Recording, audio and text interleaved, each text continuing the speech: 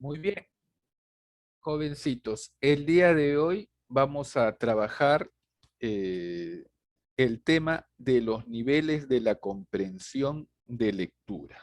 Vamos a reforzar este tema que es muy importante en el curso de razonamiento verbal porque en las preguntas de examen de admisión se hacen referencia a, a estos tres niveles de la comprensión de lectura. Muy bien, entonces para desarrollar la clase correspondiente voy a compartirte unas diapositivas donde vamos a tener la teoría, algunos aspectos teóricos y algunos ejemplos del tema correspondiente. Y luego vamos a desarrollar ejercicios sobre el tema en cuestión. ¿Está bien? Vamos a comenzar entonces de una vez. Voy a compartirte el material. Voy a compartirte las diapositivas. Dame unos segundos para hacerlo. Muy bien, jovencitos.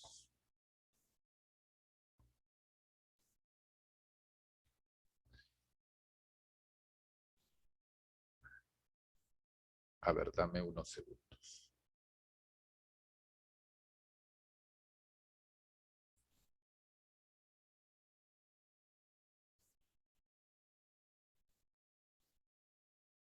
Ahí está.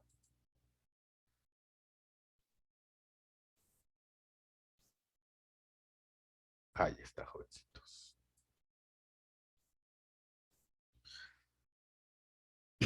Muy bien, jovencitos. Como recordarás, el tema de los niveles de la comprensión de lectura lo habíamos visto en clases separadas, ¿no? Vimos el nivel literal, el nivel inferencial y el nivel de la extrapolación. El día de hoy vamos a hacer un reforzamiento sobre estos niveles de la comprensión. Muy bien. Ahora, jovencitos, a manera de introducción al tema correspondiente, vamos a desarrollar la siguiente diapositiva. Vamos a leer con atención el texto que tenemos aquí, ¿ya? Para luego responder las preguntas. Presta atención para que puedas responder las preguntas adecuadamente. A ver, jovencito señorita, dice lo siguiente. El maremoto más antiguo del que se tenga registro en el Perú fue el que se produjo el 9 de julio de 1589. El 9 de julio de 1589. Este tsunami se produjo a lo largo de la costa de Lima. El mar subió 4 brazas, aproximadamente 6 metros, destruyendo propiedades unos 300 metros tierra adentro. Las olas inundaron aproximadamente 10 kilómetros cuadrados. Esta gigantesca ola fue ocasionada por un sismo de intensidad 8, cuyo epicentro estuvo cerca de la costa de Lima y que destruyó la ciudad, perdiendo la vida cerca de 22 personas. Muy bien, jovencitos, acá tenemos un texto sencillo en el cual se nos dice, se nos está hablando en este texto del maremoto más antiguo que ha sucedido en el Perú, del que se tenga registro, ¿no? Del que se tenga registro. Se produjo el 9 de julio de 1589 y se nos dice que el mar subió 4 brazas, aproximadamente 6 metros de alto. Destruyó propiedades unos 300 metros tierra adentro, dice el texto. Las olas inundaron aproximadamente 10 kilómetros cuadrados y murieron alrededor de 22 personas. Muy bien. A ver, jovencitos. ¿Cuándo ocurrió el maremoto más antiguo del que se tenga registro en el Perú? ¿Te acuerdas qué fecha fue? ¿Cómo está tu memoria de corto plazo? ¿Te acuerdas? ¿En qué año fue?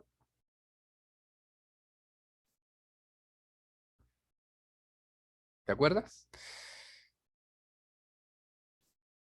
9 de julio de 1589. 8 de julio o 9 de julio. A ver.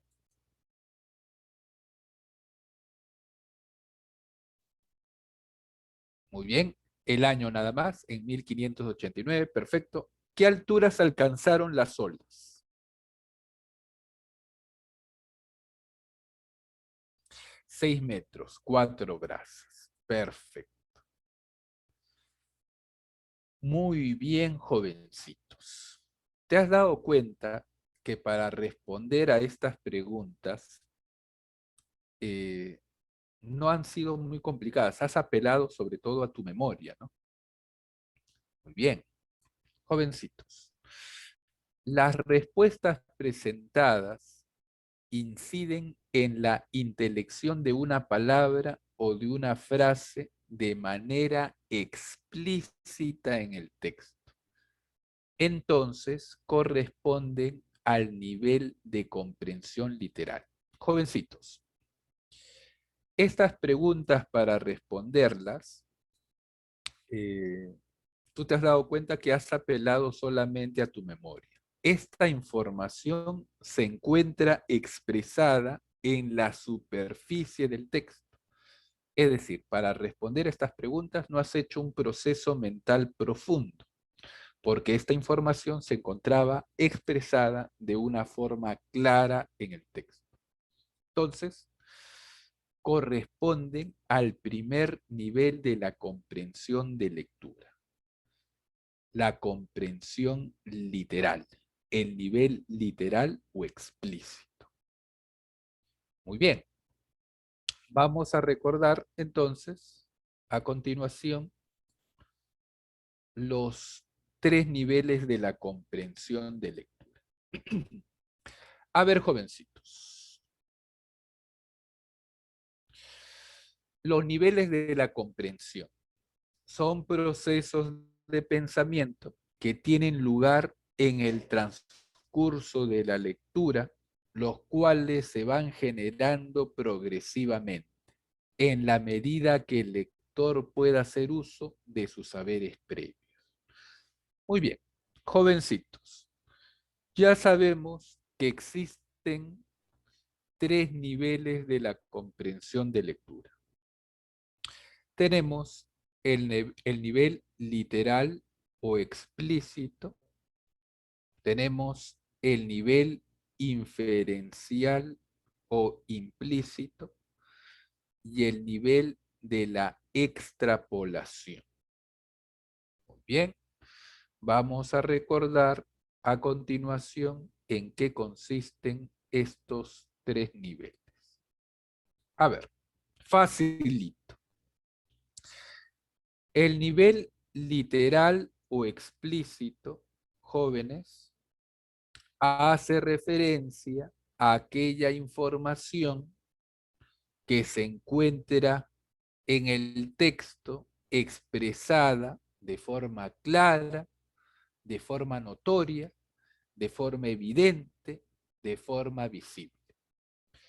Para que el lector pueda captar esta información, no va a ser ningún proceso mental profundo. ¿Por qué razón? Porque esta información va a estar expresada en la superficie del texto.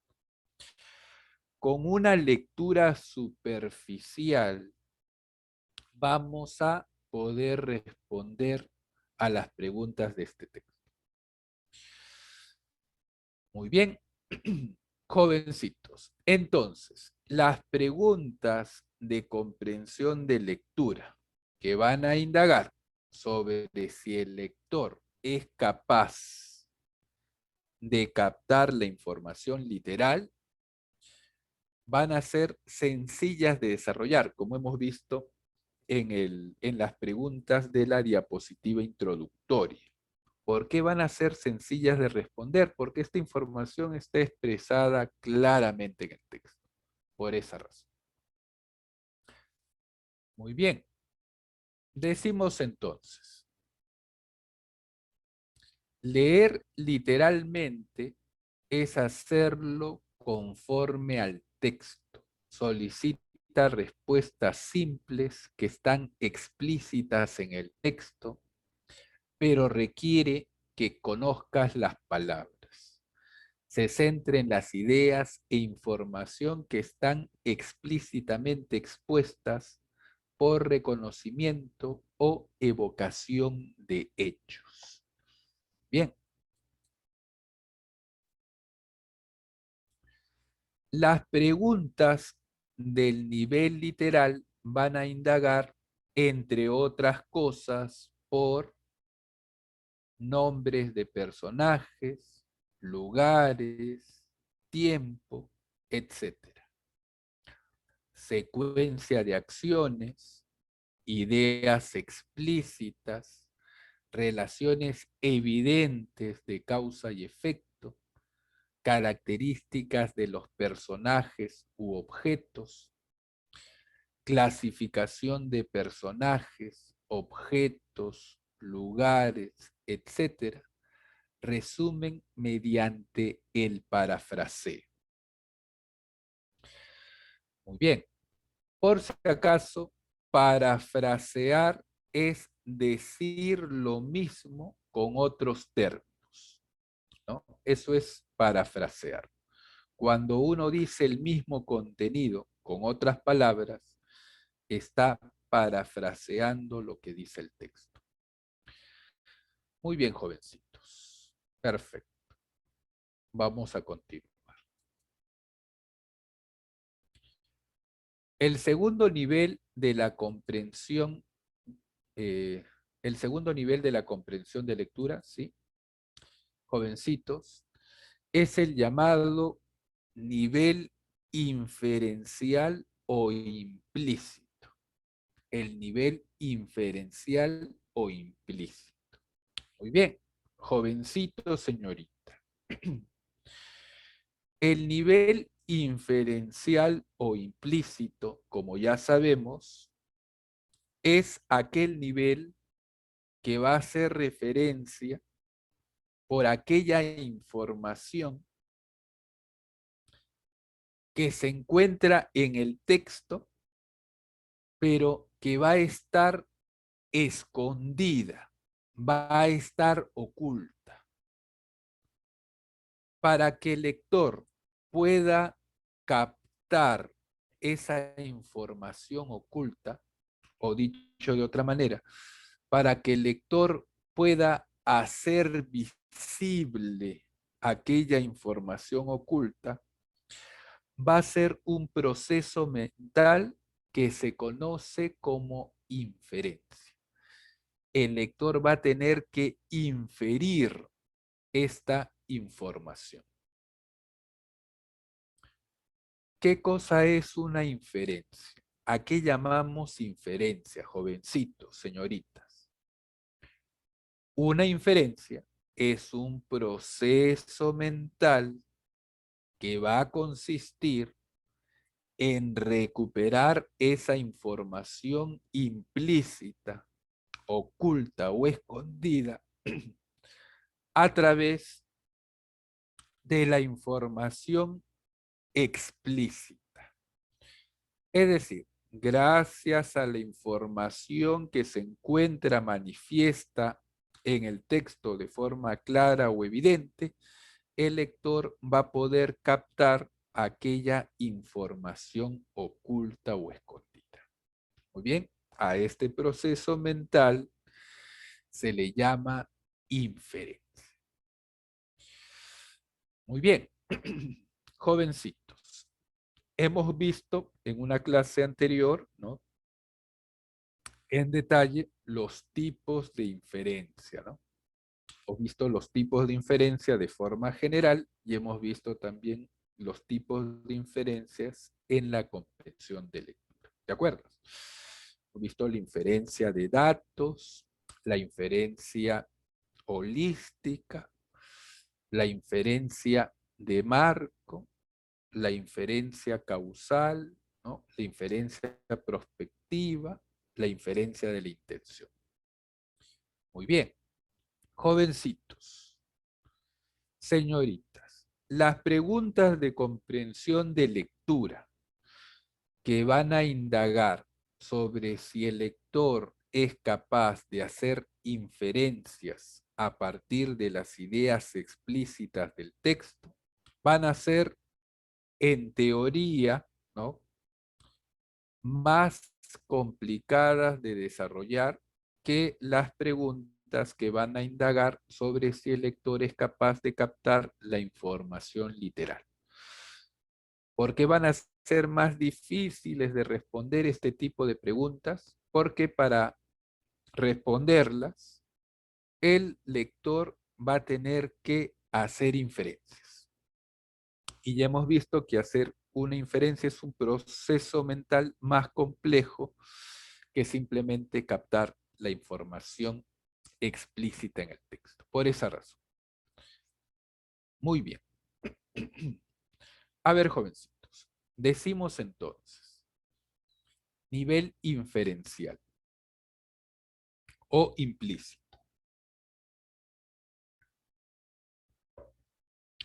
Se activa el conocimiento previo del lector y se formulan hipótesis sobre el contenido del texto a partir de los indicios.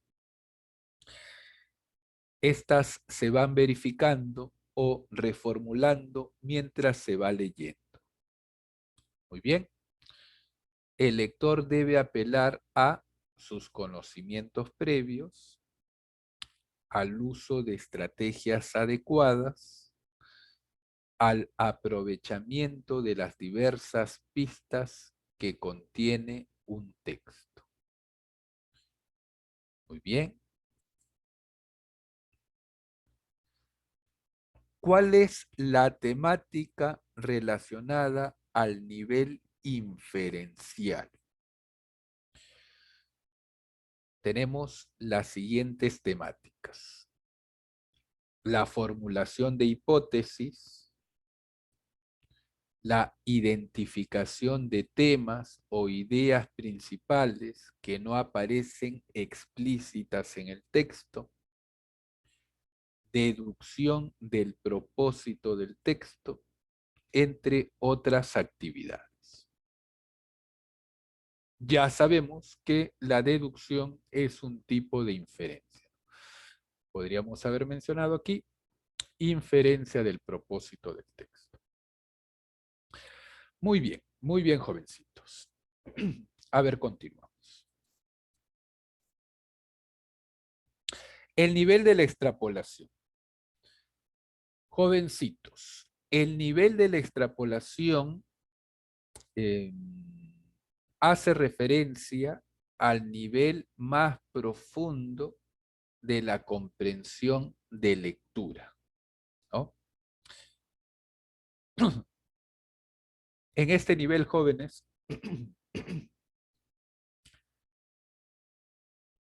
el lector ya ha comprendido el texto en los niveles anteriores, ¿no? Ha comprendido la información explícita, ha hecho las inferencias pertinentes, ¿no? Ya ha comprendido entonces la información implícita del texto. Y en este nivel, jovencitos, señoritas, el lector va a utilizar el contenido del texto recuperado de una forma creativa. Puede utilizar el contenido del texto para hacer predicciones, puede utilizar el contenido del texto para hacer proyecciones, puede utilizar el contenido del texto y aplicar esa información en una realidad totalmente distinta a la realidad del texto. Eso nos ha pasado a todos, ¿no? Estamos leyendo un texto cualquiera y de pronto encontramos una información ahí que nos va a ser útil para aplicarlo en una circunstancia distinta.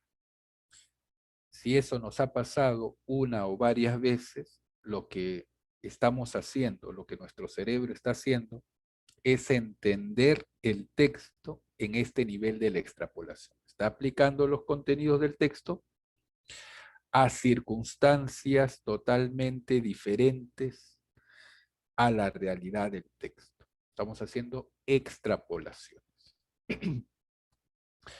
Hemos visto en clase, ¿te acuerdas? Que hay dos tipos de preguntas del nivel de la extrapolación. La extrapolación cognitiva, ¿no? Y la extrapolación referencial. ¿Te acuerdas? En la extrapolación cognitiva se cambiaba radicalmente el contenido del texto con la intención de obtener una conclusión de ese cambio. Muy bien. Y en las preguntas de extrapolación referencial, lo que se cambiaba en la pregunta no era el contenido del texto, sino el referente, que podría ser el lugar, la época, la disciplina, ¿no? La especialidad, etcétera. Muy bien, jovencitos. Jovencitos, las preguntas acerca del nivel de la extrapolación, en teoría, van a ser más difíciles de desarrollar, ¿no? Que las preguntas que van a indagar sobre si el lector es capaz de comprender las informaciones literales o implícitas en el texto. ¿Por qué? Porque para que el lector pueda responder estas preguntas de este nivel, el lector va a tener que hacer extrapolaciones. Y hacer extrapolaciones es un proceso mental más complejo que los procesos mentales que tenemos que hacer los lectores para responder a las preguntas que hacen referencia de los dos niveles anteriores. Ojo que yo te estoy repitiendo en teoría. Te digo en teoría porque eso depende. Pues. Depende, jovencitos. Si nosotros tenemos el hábito de la lectura, probablemente vamos a poder responder con la misma facilidad las preguntas literales, las preguntas sobre el segundo nivel o las preguntas sobre el tercer nivel, sin mayores diferencias, ¿no? Si tenemos el hábito de la lectura, si nosotros leemos constantemente. La dificultad va a estar cuando nosotros, los lectores, no tenemos el hábito de la lectura. Entonces ahí sí vamos a tener dificultades, ¿no? Porque si nosotros no tenemos el hábito de la lectura, probablemente vamos a responder con éxito solamente las preguntas que van a indagar sobre si nosotros somos capaces de comprender la información literal, porque es la información que está expresada claramente en el texto.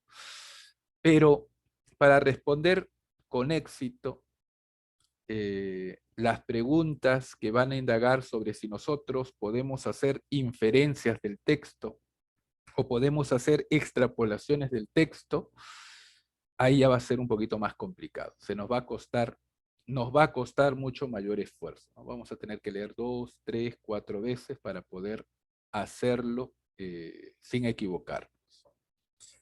¿Cómo solucionamos este problema? ¿No?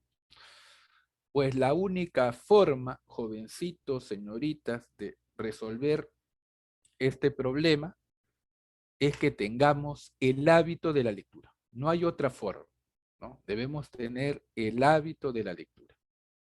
Es decir, tenemos que darle un tiempo diario a la lectura para que nuestro cerebro esté entrenado.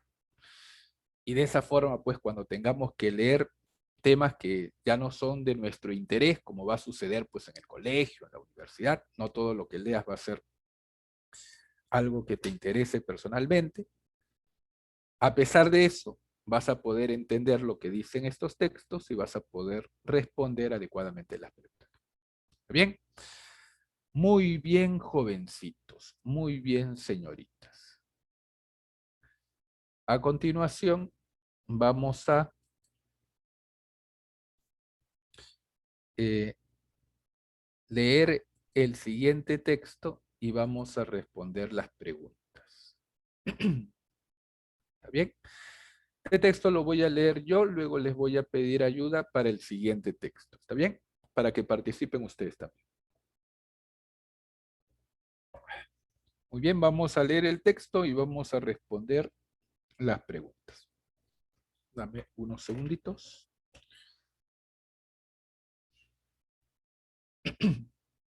Muy bien, aquí está el texto.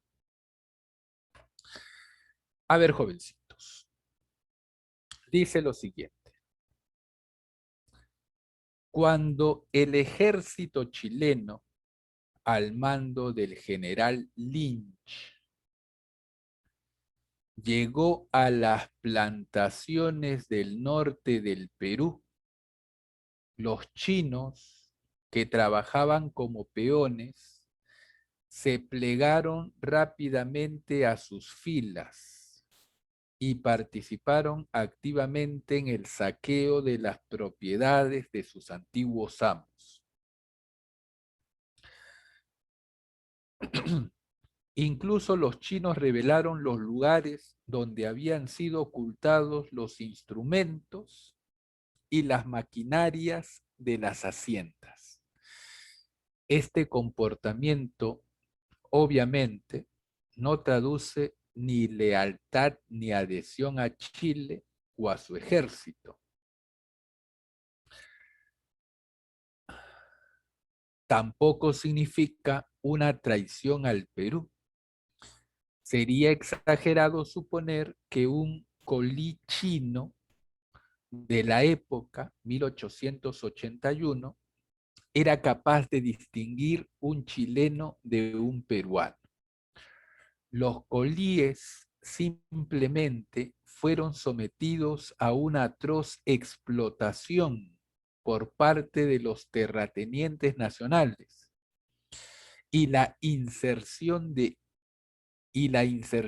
ellos dentro de las filas del ejército chileno fue la manera más lógica de traducir y expresar el contenido de odio social contra sus antiguos explotadores. Fenómeno único de ninguna manera. Después de todo, el audaz Pizarro pudo derribar con un puñado de hombres al portentoso imperio de los incas, porque supo captar y aprovechar la adhesión y complicidad de las etnias sometidas por el Estado inca. Lamentablemente, para los chinos, su adhesión al ejército chileno no modificó en nada su situación material y social. Muchos de ellos fueron remitidos por Lynch para trabajar a las salitreras y depósitos de guano en el sur bajo condiciones de verdadero oprobio. Muy bien, jovencitos, aquí tenemos un texto fácil de entender en el cual se nos dice que los colíes, ¿no? Los colíes chinos que estaban en las haciendas del norte del Perú, se plegaron al ejército invasor en la guerra con Chile. El autor nos explica que ellos se plegaron a los chilenos porque habían sido maltratados, tratados prácticamente como esclavos por los hacendados peruanos, ¿no?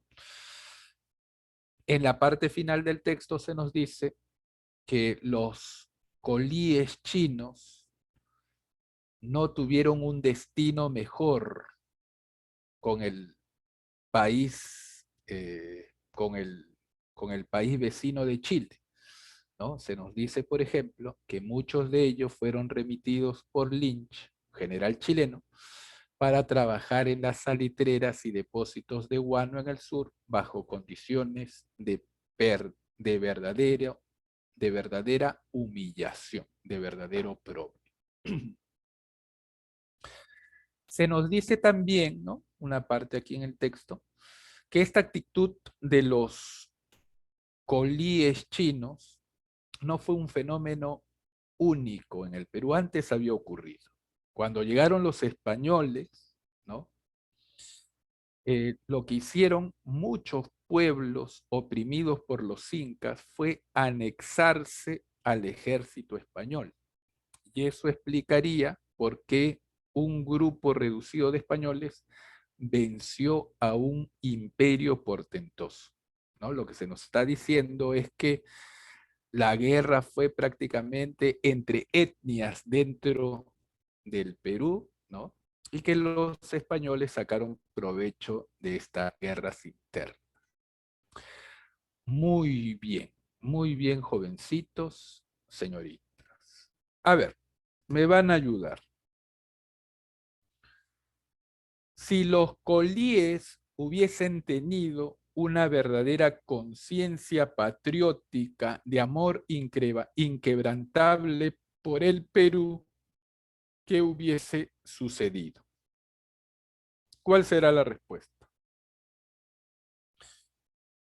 De todos modos, se habrían aliado con el ejército chileno, habrían obedecido al general Lynch solo por un lustro. Un lustro es 5 años, ¿no? Difícilmente se habrían incorporado a las huestes chilenas, habrían tenido que destruir todas las maquinarias agrícolas, todas las anteriores. ¿Cuál será aquí la respuesta, jovencitos, señoritas? Si los chinos hubiesen tenido una verdadera conciencia patriótica de amor inquebrantable por el Perú, ¿qué hubiese sucedido? Qué fácil. ¿Cuál será la respuesta? Ponlo aquí en el chat o dilo por el micro.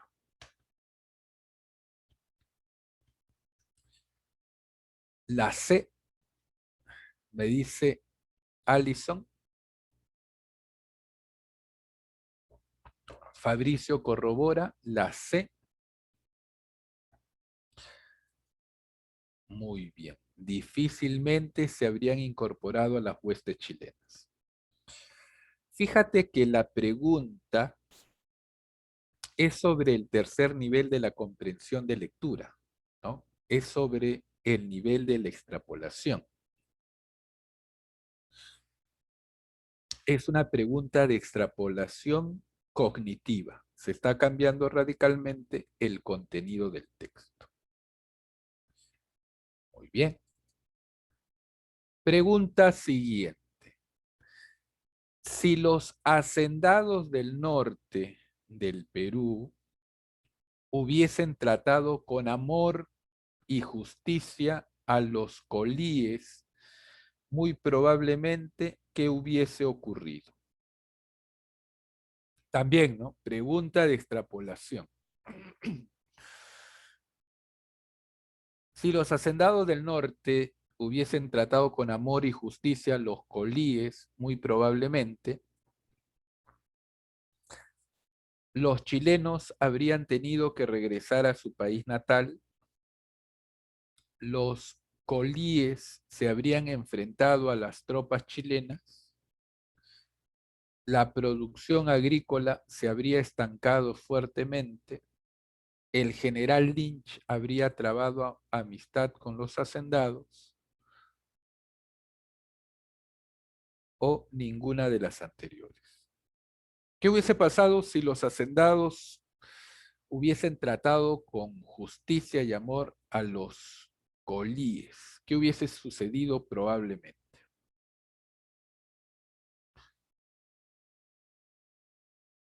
Pues lo que hubiese pasado es que los colíes se hubiesen identificado con, con sus patrones, ¿no? Con sus jefes. ¿Qué hubiese pasado?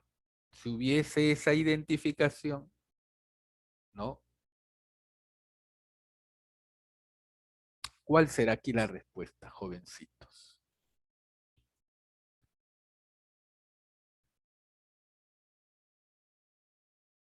¿Qué hubiese pasado probablemente?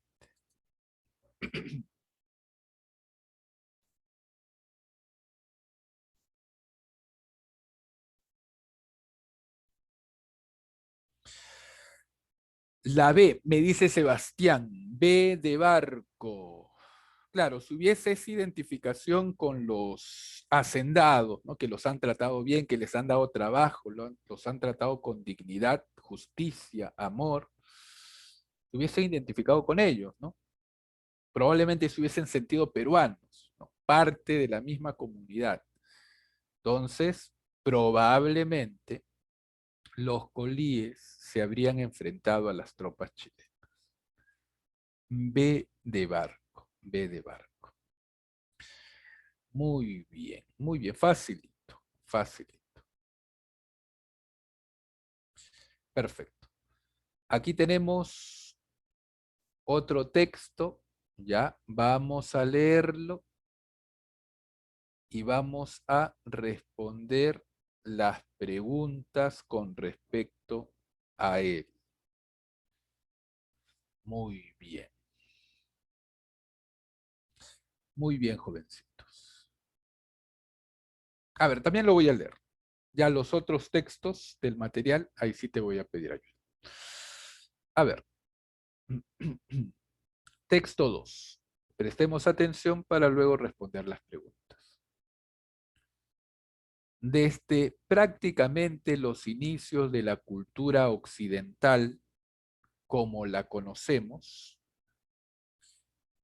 en la Grecia del siglo XIV, en la Grecia del siglo IV antes de Cristo, el ejercicio de la argumentación ha formado parte de la educación humana.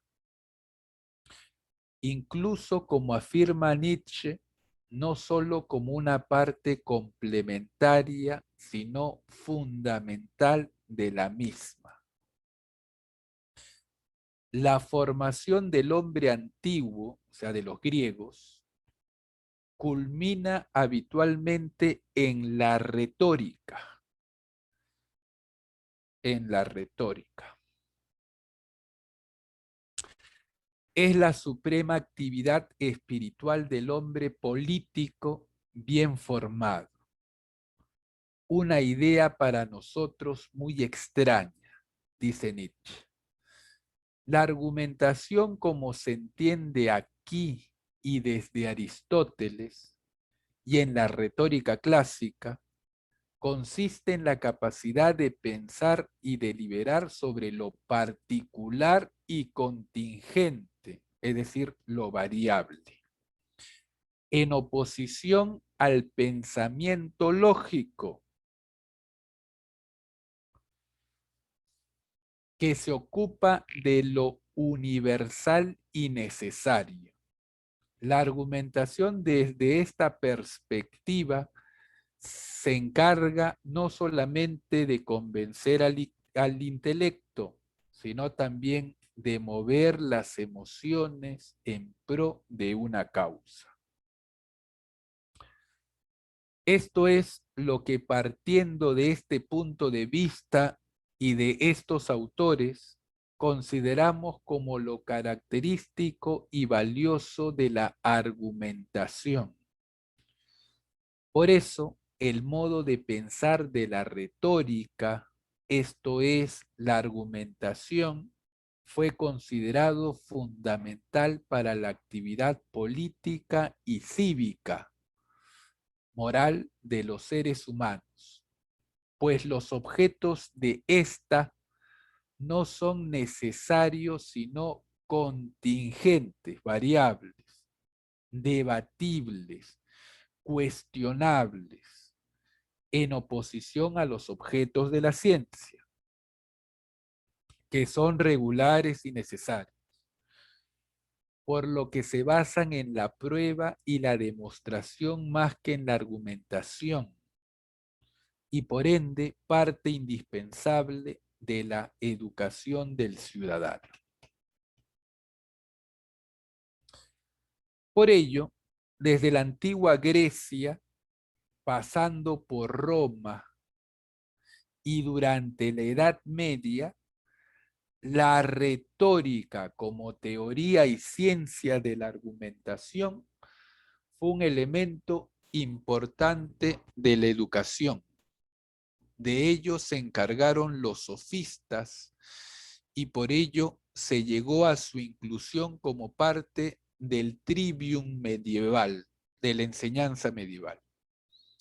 Sin embargo, desde los inicios de la modernidad hacia el siglo XVI o XVII, este modo de pensar, la retórica, comenzó a desaparecer del sistema educativo y del ambiente intelectual en general, siendo desplazada por la investigación empírica y la racionalidad lógico-matemática, que podemos denominar argumentación científica, que demuestra pero no convence, que está orientada únicamente a la razón y trata sobre aquello que no puede ser de otra manera y que es regular.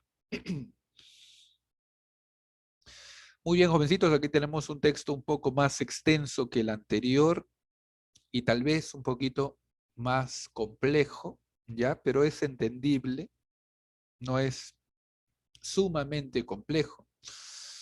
A ver, jovencitos, en el texto se nos está hablando de la educación en Europa, ¿no? Se nos dice que desde la época de los griegos, pasando por los romanos y llegando a la Edad Media, en la educación era muy importante lo que el autor llama la argumentación retórica, ¿no? Se enseñaba a los estudiantes a la argumentación, se le enseñaba a los estudiantes a este tipo de argumentación, a la argumentación retórica. Muy bien, en el texto se nos dice que a inicios de la modernidad, hacia el siglo XVI o XVII, esta forma de educar a los estudiantes fue desplazada por la argumentación científica. Bien, en el texto se nos habla también de la diferencia entre estos dos tipos de argumentación. La argumentación retórica y la argumentación que puede ser llamada científica o lógica. Voy a leer algunas partes interesantes en el texto. Dice que la argumentación retórica se entiende aquí, la argumentación retórica consiste en la capacidad de pensar y deliberar sobre lo particular y contingente, aquello que es variable, aquello que puede o no suceder. En cambio, la argumentación lógica o la argumentación científica no se ocupa de lo particular y contingente, se ocupa de lo universal y necesario. es decir, aquello que se va a dar de todas maneras, que no va a ser variable. Muy bien.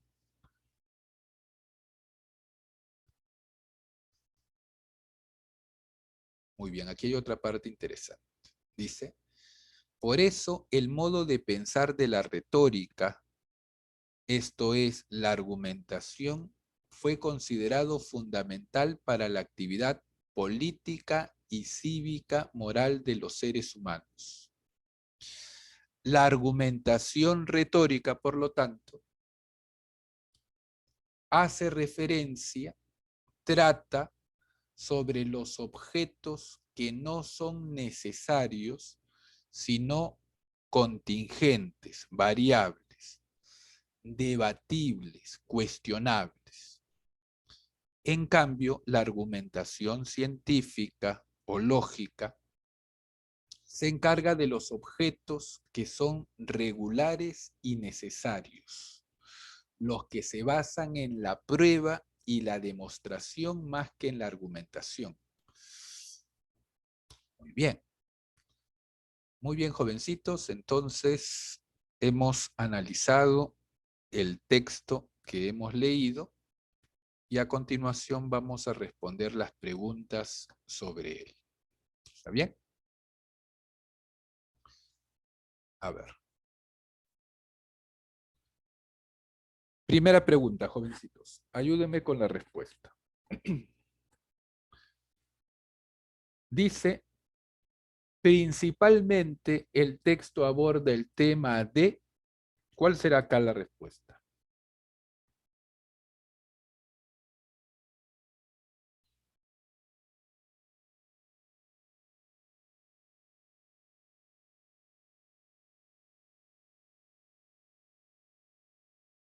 Está facilito.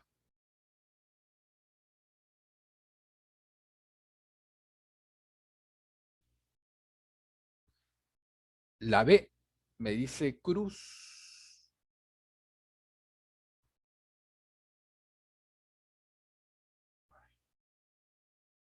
Es del anterior, ¿no? ¿Cuál será aquí la respuesta, jovencitos?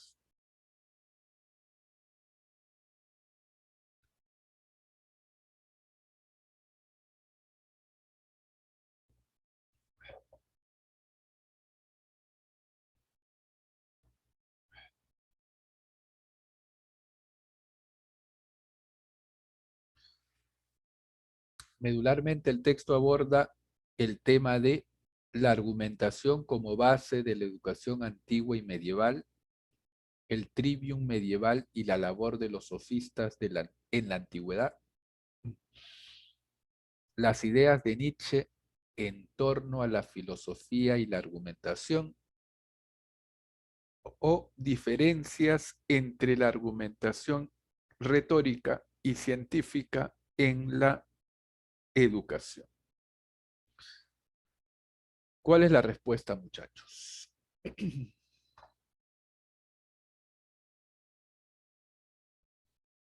¿Cuál será la respuesta aquí?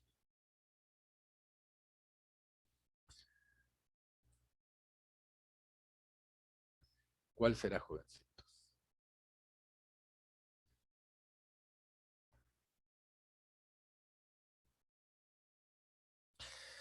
En el texto nos explica, ¿no? ¿Cuál es la diferencia entre la argumentación retórica y científica? El texto se nos dice que la educación en los antiguos, dice, o sea, desde los griegos hasta la Edad Media, tenía como base, como aspecto fundamental, enseñar la argumentación retórica. Pero con la llegada de la modernidad, esto cambia. Se le da más importancia a la argumentación científica. Entonces, ¿cuál será aquí la respuesta? Prácticamente te he dado la respuesta.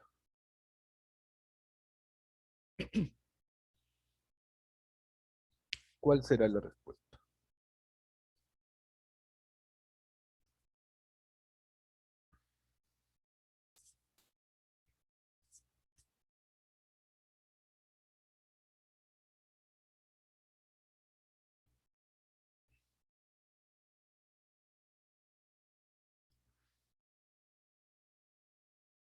A ver, te ayudo. Aquí la respuesta es la D. Claro, diferencias entre la argumentación retórica y científica en la educación. D. Pregunta 2. En el texto, la palabra político connota. Voy a leerte esta parte del texto donde tenemos la palabra político. Dice, es la suprema actividad espiritual del hombre político bien formado. Una idea para nosotros muy extraña. El hombre político bien formado tenía que ser experto en la argumentación retórica, dice el texto. El hombre político bien formado tenía que ser experto en la argumentación retórica. ¿Qué se refiere con político en ese contexto? Ecumenismo significa universalidad. Partidismo se refiere a partido político, ¿no? Ciudadanía o clasicismo. El hombre político tenía que ser una persona que pueda argumentar retóricamente. El hombre político, ¿a qué se refiere, jovencitos? Se refiere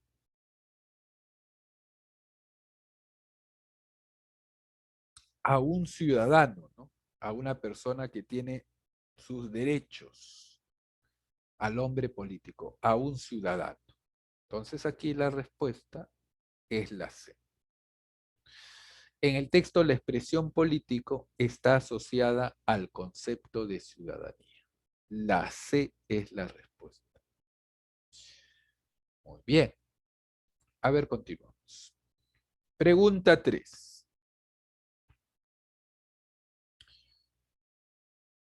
¿Es incompatible con el texto afirmar que la actividad política y cívica se relacionan con situaciones que son asuntos de la educación, pertenecen al ámbito de la causalidad, son partes de la esfera pública,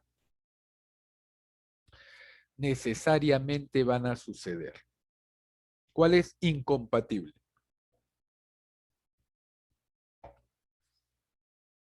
Es decir, ¿cuál contradice al texto?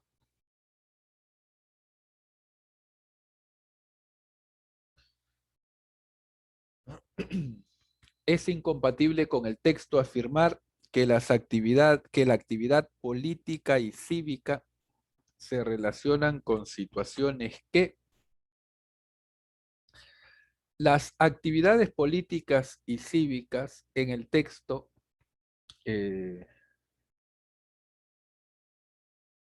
nos dice que son contingentes, que son variables, ¿no?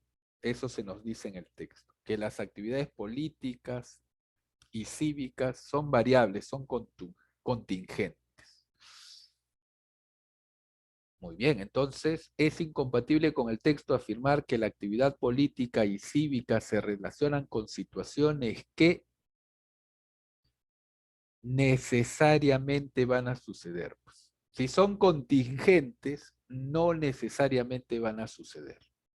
Pueden como no suceder. Pueden suceder de una forma o de otra. Son cambiantes. Muy bien. Pregunta 4. ¿Se puede inferir del texto que los objetos de la ciencia están subordinados, ¿no?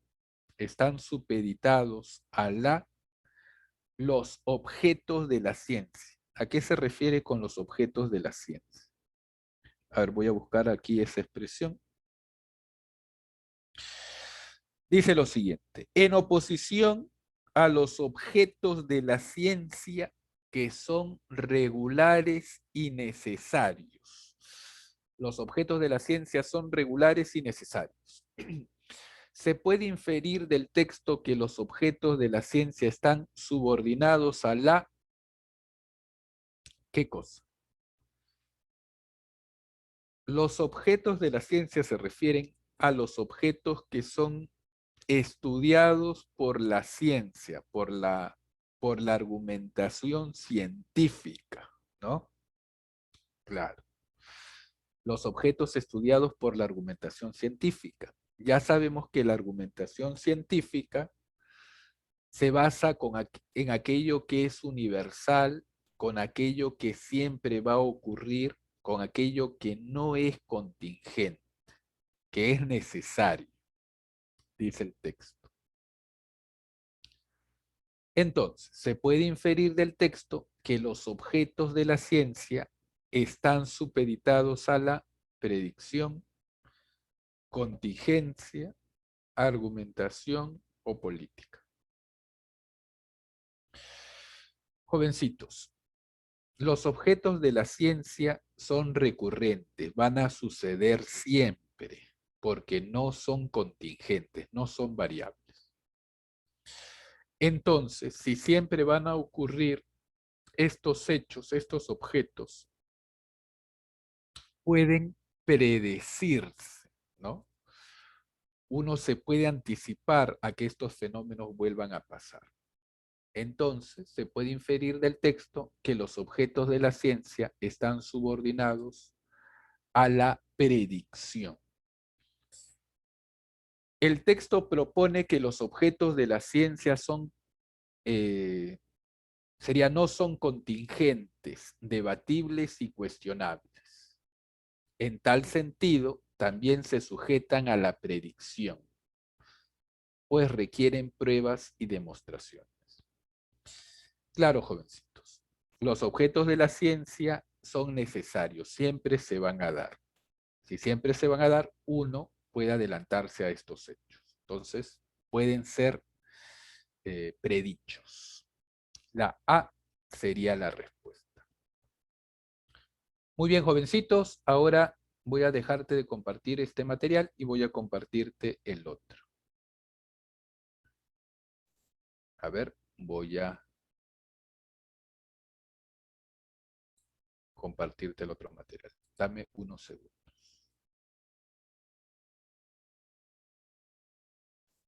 Dame unos segundos, jovencitos.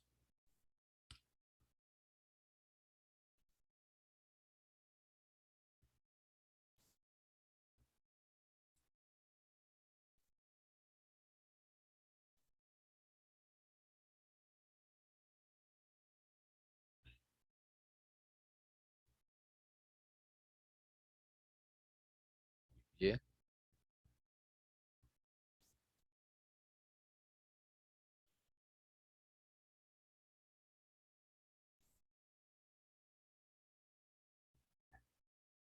muy bien, jovencitos.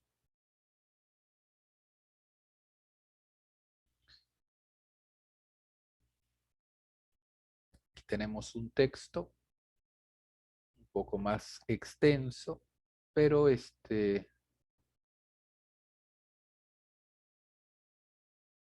extenso, pero no es difícil de comprender, ¿ya? Vamos a leerlo y vamos a responder las preguntas. Muy bien. Ahora dame unos segunditos. Ya está.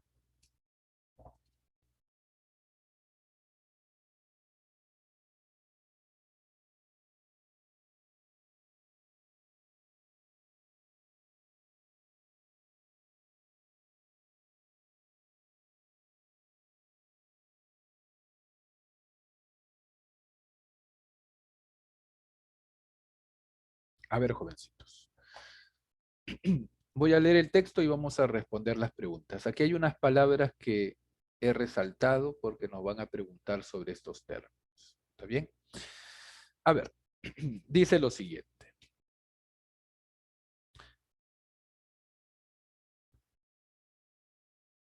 En el texto, jóvenes, se está hablando sobre la obra Ollantay.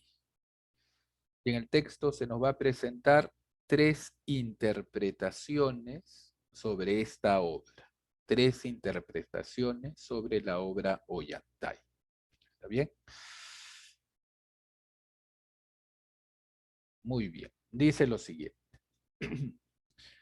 Considerado como un problema para la crítica,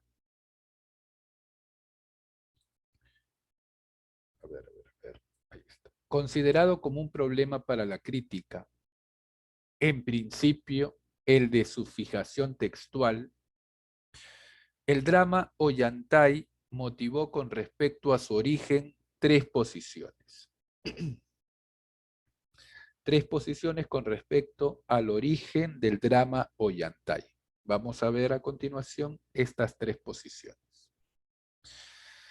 La primera, llamada incaísta, que hoy ya nadie defiende, se desarrolló a lo largo del siglo XIX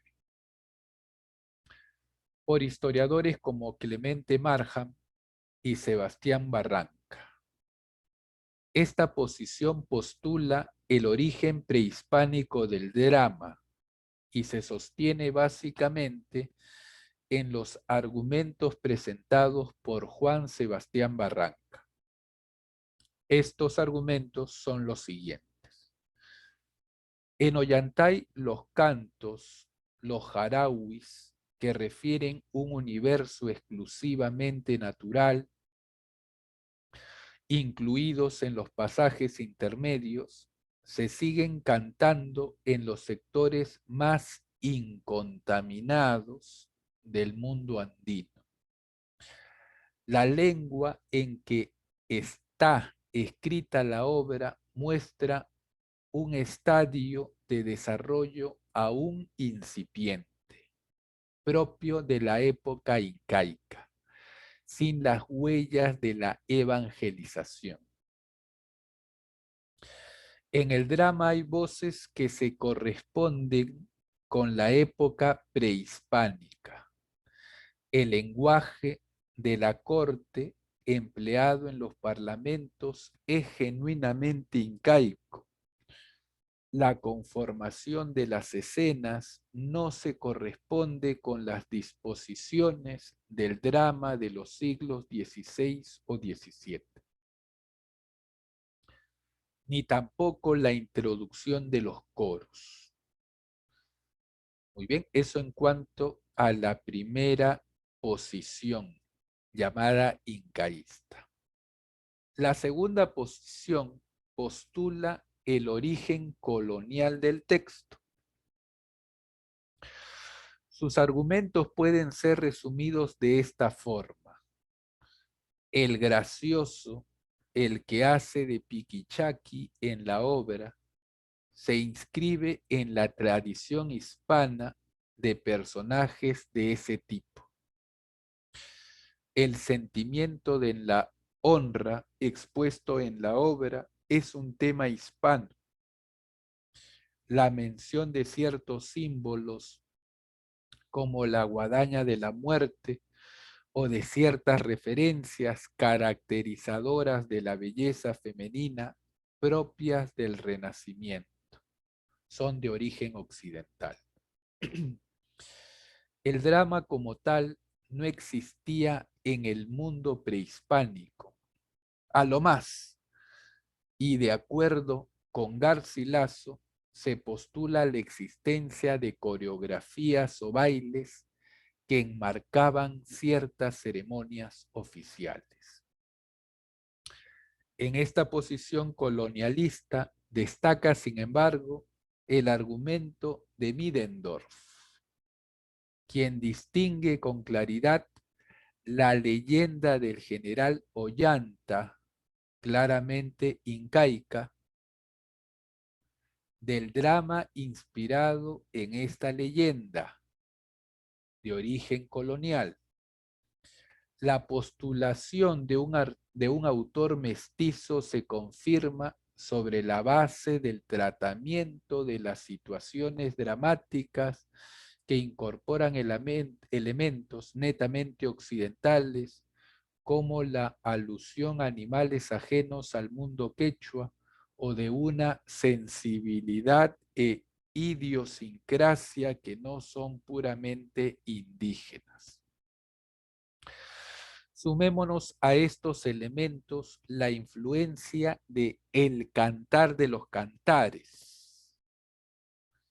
o sea, este libro de la Biblia, ¿no? El cantar de los cantares, en algunos pasajes, como el que se canta en Jarawis y se instala una dimensión asociada al campo y a la naturaleza. Muy bien. Esa es la segunda posición sobre el origen del drama Ollantay, eh, la posición colonial. Ahora la tercera posición. En la tercera posición, conocida como la posición neutra o intermedia, identifica elementos tanto incas como españoles y en realidad no se diferencia mucho de la colonialista en la medida en que reconoce elementos tanto andinos como occidentales. En principio, esta posición reconoce que el núcleo del drama es de estricto origen prehispánico y que fue escrito o finalmente registrado a través de la letra durante la colonia. Curiosamente, es José de la Riva Agüero quien ha articulado este punto de vista sosteniendo que no es el sentimiento de honra castizo el que se debate en el drama, sino el deseo de venganza, deseo que podría justificarse en un autor mestizo en un contexto de dominación colonial.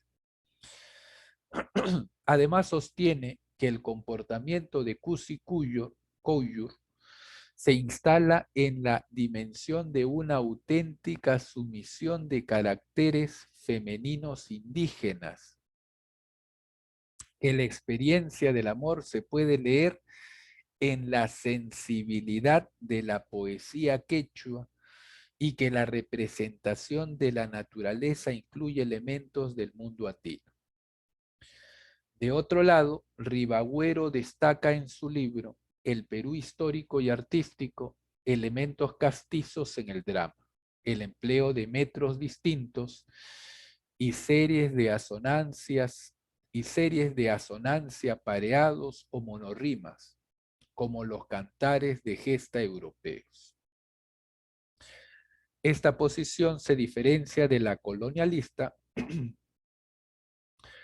en la medida en que sí reconoce elementos estructurales y estilísticos quechuas en el drama junto con los hispanos y mestizos. Los colonialistas solo le reconocerían el núcleo argumental quechua, después del cual se habría dado una profunda operación de reescritura absolutamente hispana. Muy bien, jovencitos, entonces hemos leído este texto un poco más extenso que los anteriores, pero que es entendible, ¿no? No tiene un lenguaje complicado, un tema de literatura, ¿no? Se está hablando sobre las tres teorías sobre el origen del drama Ollantay. La teoría incaísta, la teoría colonial y la teoría neutra o intermedia. Muy bien. A ver, jovencitos, primera pregunta. En el texto, el adverbio, curiosamente, ¿qué connota? Acá dice, ¿no? Dice, curiosamente es José de la Riva Agüero quien ha articulado este punto de vista. Curiosamente, rigidez, paradoja, asombro, socarronería. ¿Cuál es la respuesta?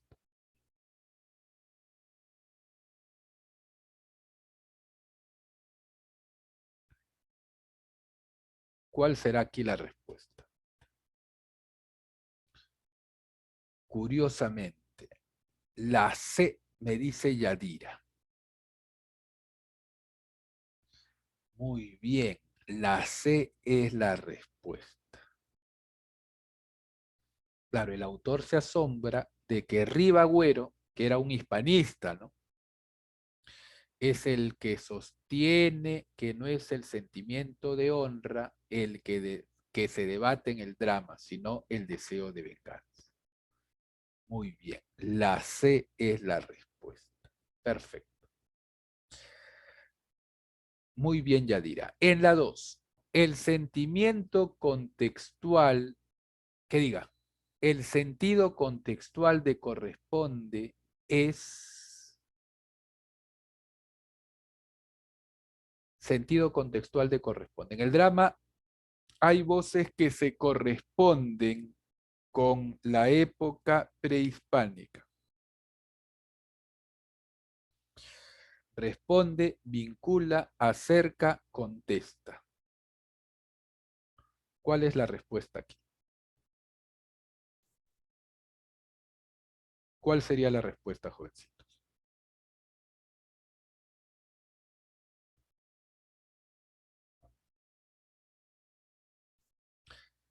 La B, me dicen Ramos, Nicole, Yadira. B de barco.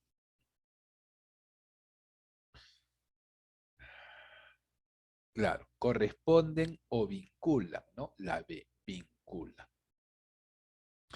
En el drama hay voces que se vinculan con la época prehispánica. Muy bien. Pregunta 3.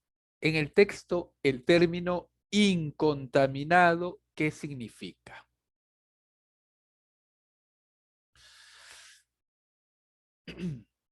Dice, se siguen cantando en los sectores más incontaminados del mundo andino. Más incontaminados del mundo andino. Es decir, que el mundo andino no ha sido influido por el mundo occidental. A eso hace referencia. En el texto, el término incontaminado significa libre de toda polución ambiental, libre de toda contaminación ambiental, distanciado del saber ancestral, ajeno al trueque comercial, libre de todo influjo hispano. Exento es libre. Exento es libre, jovencitos, señoritas. Yadira me dice la D, la D, la D. Muy bien. La D es la respuesta. Libre de todo influjo hispano. Perfecto. La D es la respuesta. A ver aquí. A ver. Pregunta 4. El texto expone fundamentalmente ¿qué cosa? ¿Qué expone fundamentalmente el texto?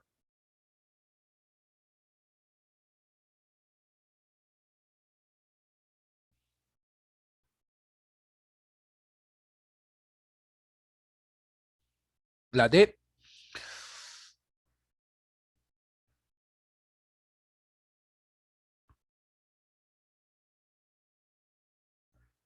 Alison me dice la D de dedito. Kevin también me dice la D. Nicole también me dice la D.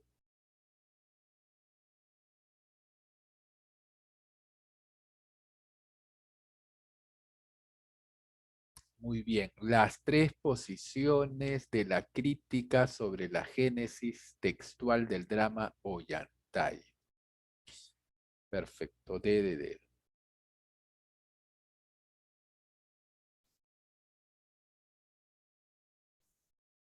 Uy, a ver, a ver. Pregunta 5. Determine cuál es el mejor resumen de la posición incaísta. ¿Cuál es la mejor síntesis de la posición incaísta, jovencitos?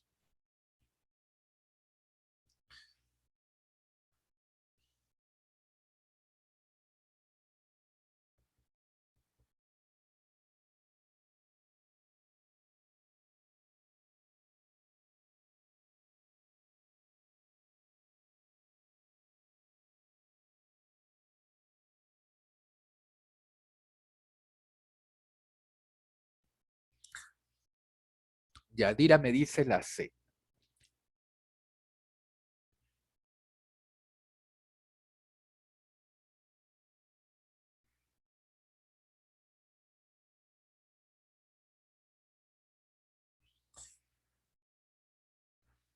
¿Concuerdan con su compañera, muchachos?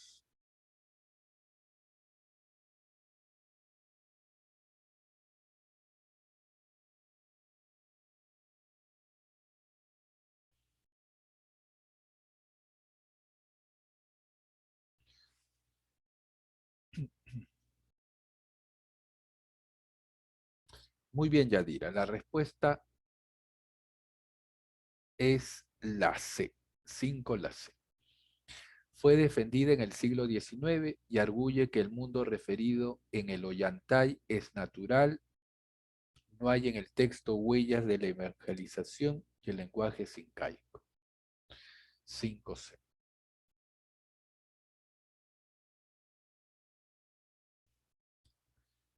Muy bien.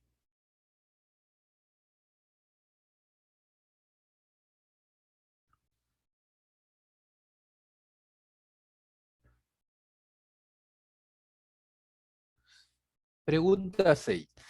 Con respecto a la postulación de la autoría mestiza de Ollantay, se puede inferir que este autor, ¿cuál será aquí la respuesta?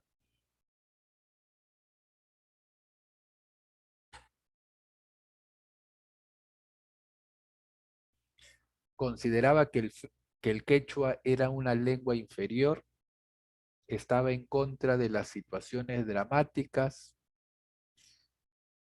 soslaya, deja de lado todos los elementos del mundo andino, o fue un buen lector de las sagradas escrituras. ¿Cuál será aquí la respuesta?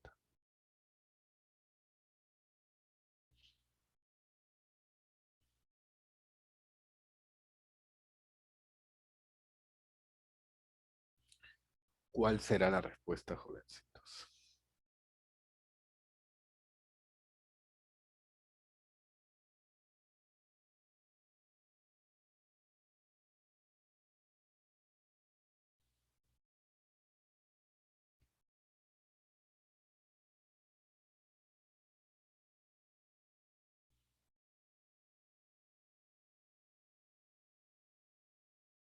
¿Cuál será la respuesta, jovencitos?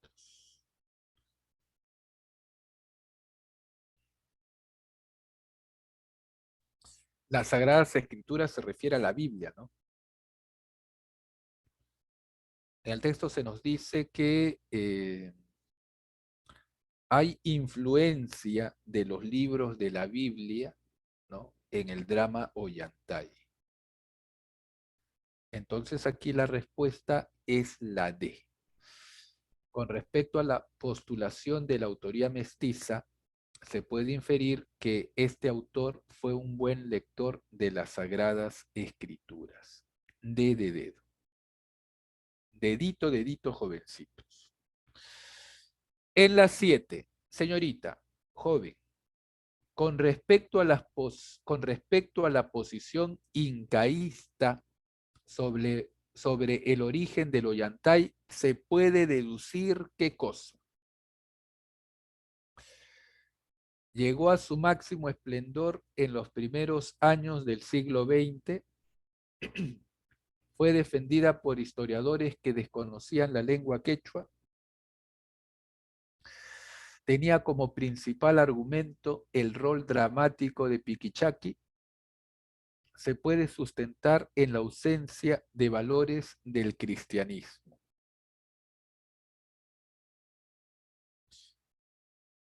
¿Cuál será aquí la respuesta?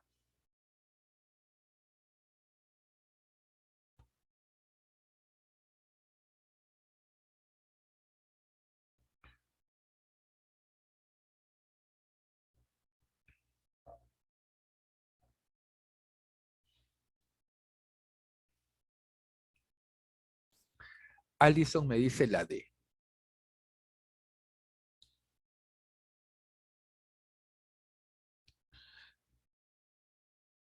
Yadira concuerda con Allison.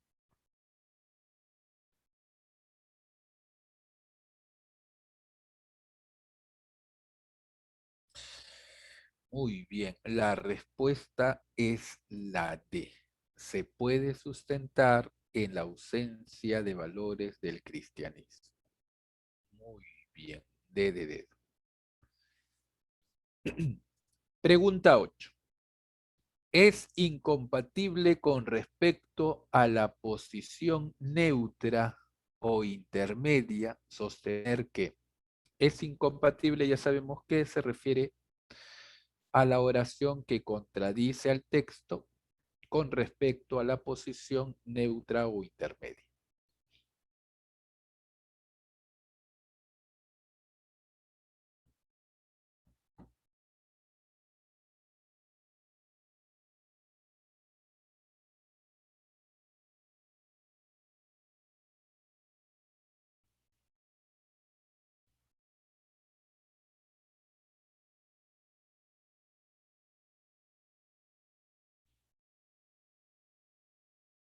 ¿Cuál será aquí la respuesta?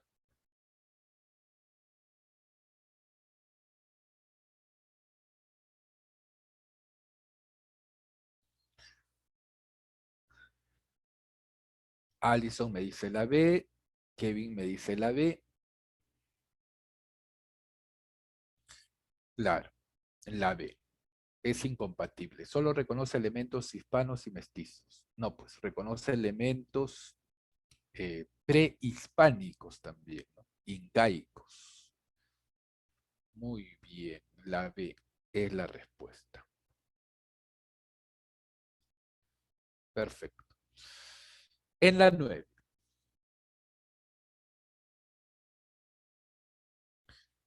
Con respecto a la posición colonialista sobre el Ollantay, resulta incompatible sostener que, otra vez, la incompatible.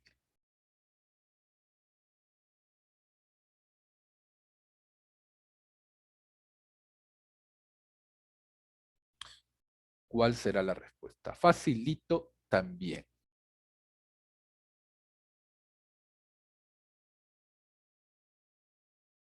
¿Cuál será la respuesta?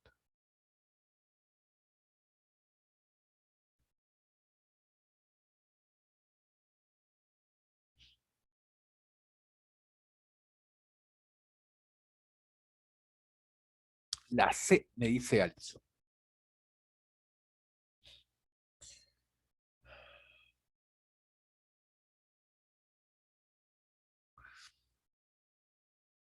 ¿Están de acuerdo con su compañera?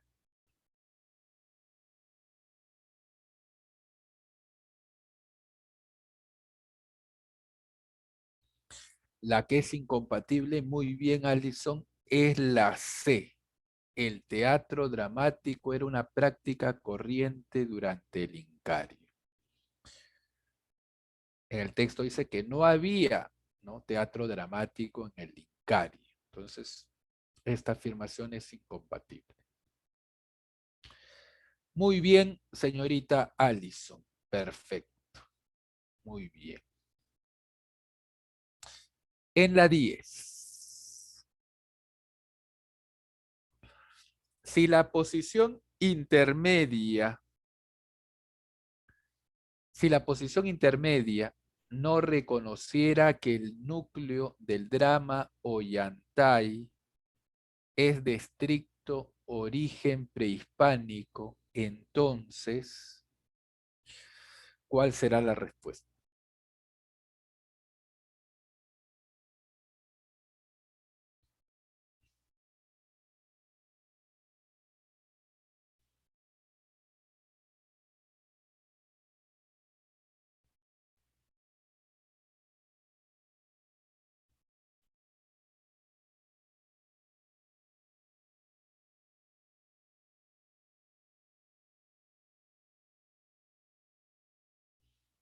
¿Cuál será aquí la respuesta, jovencitos? Estas dos preguntas son preguntas de extrapolación.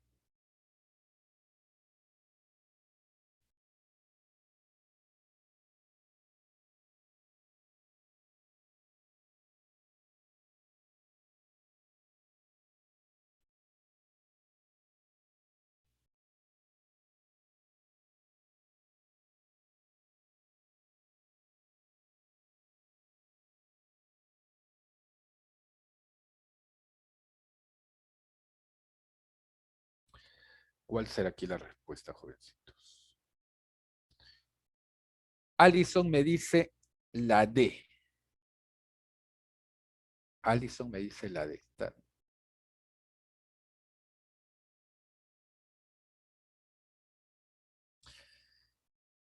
Muy bien, Alison. No podría sostener que la sumisión de Kusi Koyur es netamente indígena. 10 la D. Muy bien. 11. Si se demostrara que el drama como tal existía en el mundo prehispánico, entonces, ¿qué sucedería? Extrapolación de nuevo.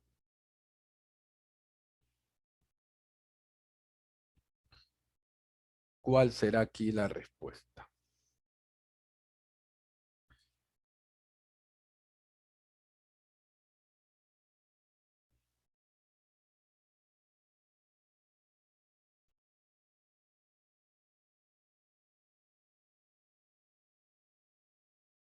¿Cuál será aquí la respuesta?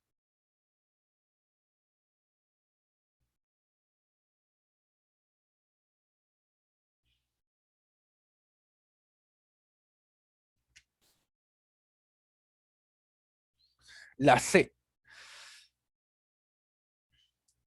Kevin me dice la C.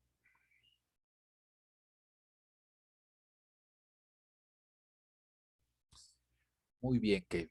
La respuesta es la C. La posición colonialista perdería uno de los más importantes argumentos a su favor. La C es la respuesta. Muy bien. La C es la respuesta. Perfecto. Perfecto. A ver, continuamos. Texto siguiente. Texto más cortito. Ahí está. En este texto, jóvenes, se está hablando sobre el origen del cuento moderno. Se nos dice que el cuento moderno se origina en algunos postulados del romanticismo y que fueron recogidos estos postulados por el escritor estadounidense Edgar Allan Poe. Muy bien, ahora sí me van a ayudar con la lectura, jovencitos, señoritas, un voluntario en primer lugar que me lea este texto, está cortito. Si no hay voluntario, yo voy a elegir al azar. Estamos iniciando un nuevo bimestre, ya estamos, no se olviden que estoy tomando en cuenta las participaciones, ya sea aquí en el chat o de forma por el micro. A ver, la señorita Ramos Figueroa. La señorita Ramos Figueroa, ¿me escuchas? Sí, profesor. Ahí está, puedes leer. Dice, el cuento no constituye una variedad menor dentro de los géneros literarios. Es una forma por sí misma, a menudo reconocida como superior a la novela o a cualquier tipo de narración extensa. Los criterios que guían la elaboración del cuento moderno están íntimamente vinculados a la perspectiva literaria del romanticismo, cuyos propósitos apuntaban a transformar el efecto poético en una experiencia análoga a la que suscita una obra musical, por su duración limitada, o una creación plástica, por la naturaleza simultánea de la percepción. Por ello, para que un cuento tuviese un valor artístico, debía tener más bien una extensión restringida y una armoniosa estructura formal que permitieran provocar en el lector u oyente una emoción unitaria y articulada. Según tal hipótesis, esto resultaba imposible en una novela o en un poema extenso, pues su lectura o adición quedaba fragmentada y, por lo tanto, la impresión que se recogía era acumulativa y no unitaria. El vocablo poesía está vinculado con la moderna noción de lírica, una pieza breve con un caudal de musicalidad e imágenes, capaz de engendrar una respuesta afectiva unitaria. Esta idea ronda las especulaciones teóricas de un buen número de creadores románticos, especialmente en Alemania e Inglaterra, países en donde la restauración del idealismo filosófico produjo una teoría poética de acento formalista que influyó en la concepción del cuento moderno. Todo este caudal de ideas fue recogido por Edgar Allan Poe y fue él quien las convirtió en un principio normativo vigente hasta hoy con respecto a la escritura de un cuento. Muy bien, señorita. Muy bien, Ramos. Muy bien, aquí tenemos este texto cortito, fácil de entender. Entonces, vamos a responder las preguntas. A ver, primera pregunta. El texto gira en torno de ¿cuál será?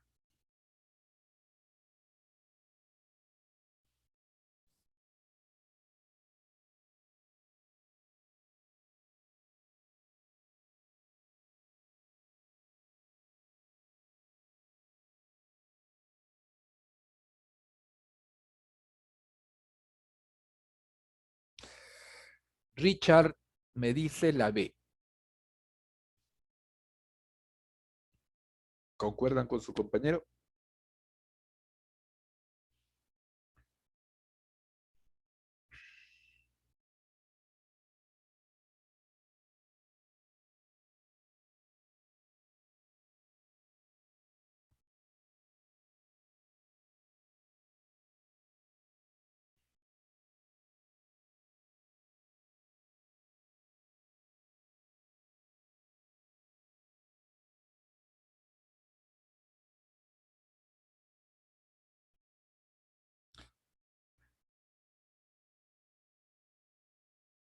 ¿Están de acuerdo con su compañero? Dice, el texto gira en torno a la narrativa contemporánea, la influencia literaria de Edgar Allan Poe, a la influencia del romanticismo respecto del carácter unitario del cuento, al efecto poético como mecanismo fundamental de la creación literaria, al idealismo filosófico y su influencia en el campo de la narrativa corta. Muy bien, jovencitos. Ramos también me dice la B. La respuesta es la B. El texto gira en torno a la influencia del romanticismo respecto del carácter unitario del cuento. Muy bien, el texto se nos dice, ¿no?, que el cuento como lo entendemos en la actualidad eh, tuvo como base algunos principios que nacieron en el movimiento romántico y ese caudal de ideas fue recogido por Edgar Allan Poe y fue él quien las convirtió en un principio normativo vigente hasta hoy con respecto a la escritura de un cuento. Ojo, no se nos dice que Edgar Allan Poe fue el que propuso estas ideas, no, él las recogió del movimiento romántico. Muy bien, aquí la respuesta es la B, B de barco. Pregunta 2, jóvenes señoritas. En el texto, la palabra especulaciones puede ser reemplazada por ¿qué término? Estereotipos, nociones, argumentos, reflexiones. Esta idea ronda las especulaciones teóricas de buen número de creadores románticos.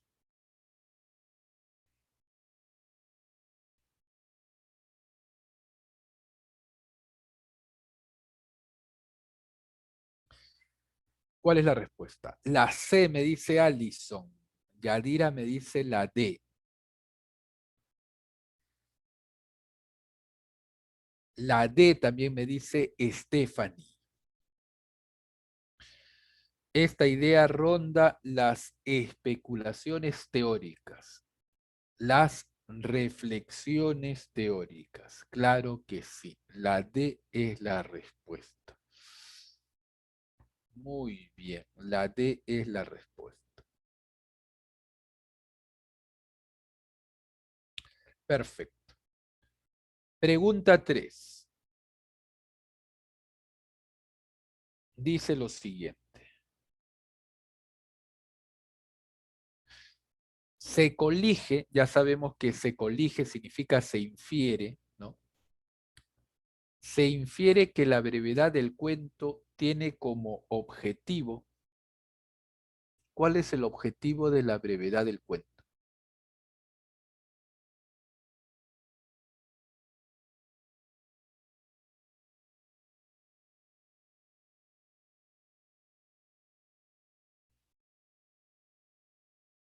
Imperecedero significa que no perece, o sea, que no muere, que no termina, que no acaba.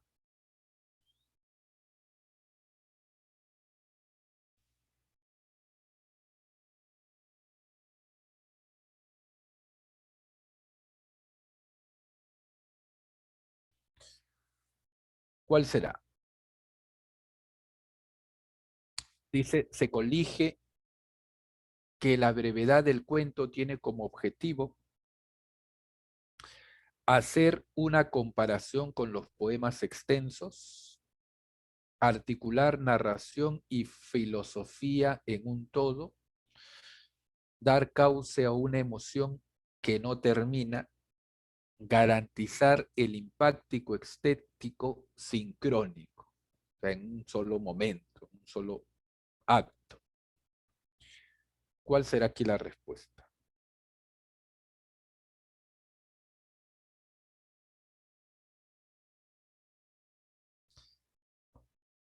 ¿Cuál será la respuesta, jovencitos, señoritas?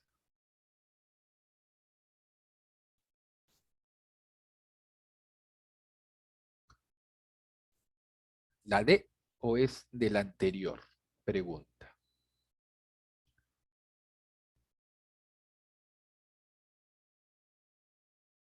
La D de la 3. Me dice María Fernanda, la D. ¿Concuerdan con María? Por la influencia del romanticismo. La 3 es la D. Muy bien. Garantizar el impacto estético sincrónico. A ver, aquí dice. Vamos a buscar esta parte.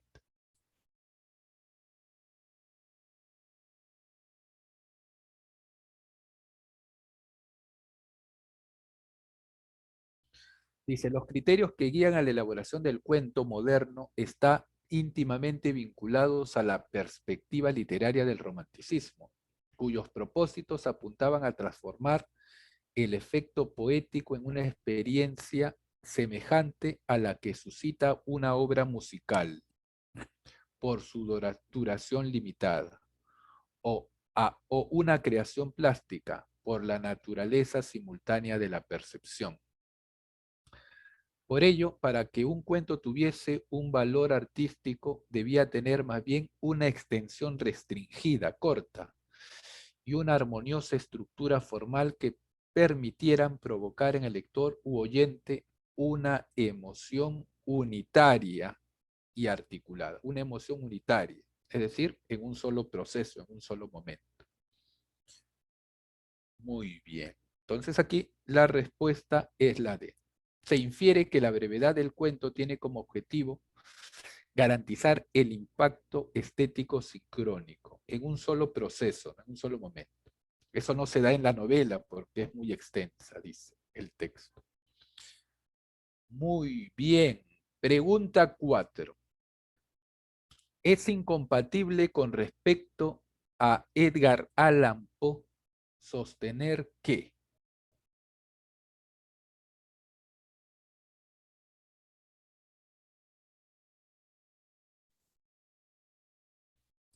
la D, me dice la señorita Ramos.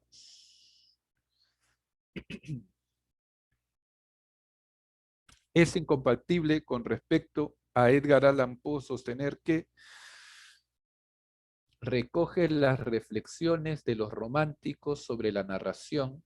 Es incompatible, ya sabes que es la oración que contradice al texto. La A recoge las reflexiones de los románticos sobre la narración. La B, su propuesta sobre el arte del cuento sigue vigente hasta hoy. Fue un difusor de los principios del romanticismo literario. Cuestionó todos los principios del idealismo filosófico.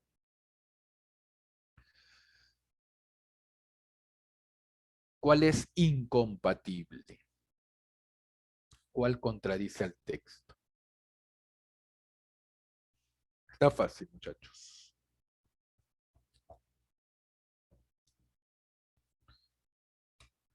¿Están de acuerdo con su compañera Ramos?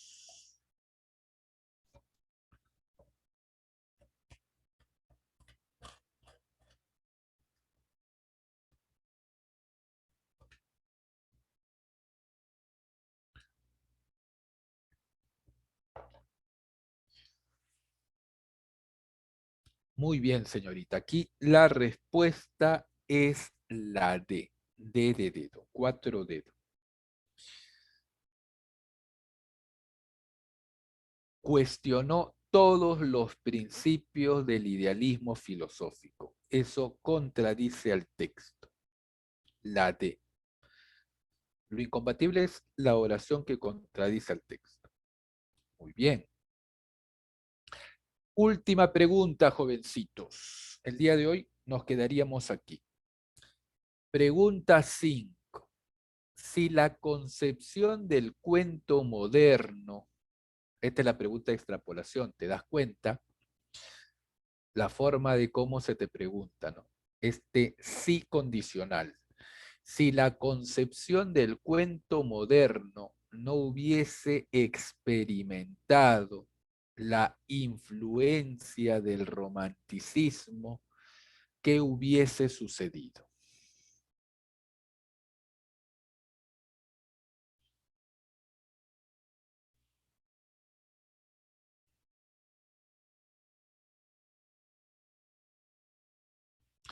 ¿Cuál será aquí la respuesta? Ramos me dice la C. La C también me dice María. Dice, si la concepción del cuento moderno no hubiese experimentado la influencia del romanticismo, el cuento moderno seguiría siendo de una extensión muy corta. Los argumentos de los cuentos serían de índole fantástica. La brevedad no sería considerada un valor formal relevante. Edgar Allan Poe seguiría siendo el gestor del cuento moderno. A ver, a ver, a ver. Richard me dice, porque la brevedad y esteticismo caracterizan al romanticismo. Era la propuesta del romanticismo, ¿no? La brevedad sobre el cuento. Muy bien, la C sería la respuesta. Muy bien, jovencitos. Muy bien, señoritas.